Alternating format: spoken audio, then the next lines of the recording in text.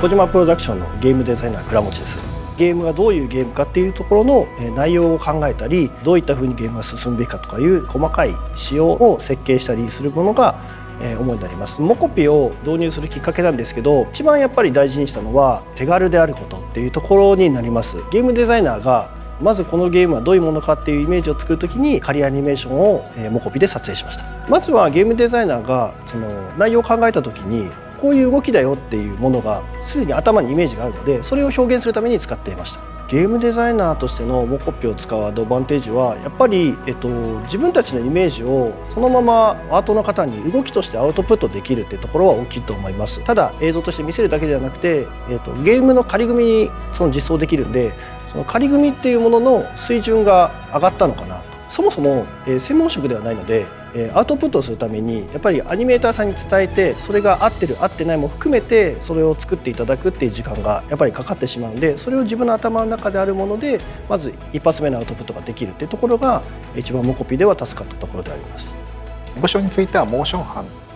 講義でいうアニメーターという職業についております。本当にファーストインプレッションは小さいっていうこれだけで取れるのっていうのが正直なところでしたので、いや最近すごいなっていうそんな言葉が自然と出ました。タイムラグは基本的にほぼほぼないので、この日のうちに1時間ぐらい収録取ったら、30分後ぐらいにはもう DCC ツールの中で編集できるっていうところで、そこのスピード感についてはもう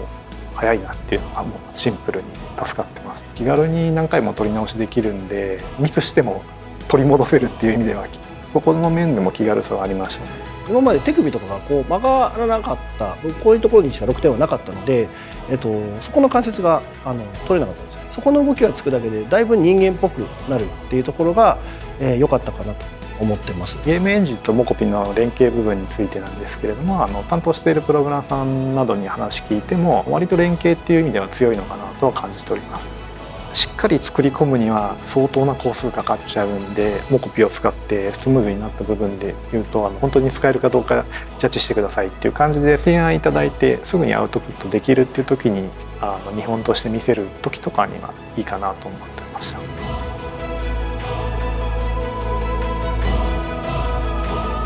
モコピのような今までどこかが作ってそうだけど実際作ってないっていうものを作っていただけたっていうところで非常にありがたいと思います。これから目指す人とかも新しい発想が生まれてこういうことやってみたいって思うと思うので、そういったものの新しい提案っていうのはソニーにもどんどん期待しているところではあります。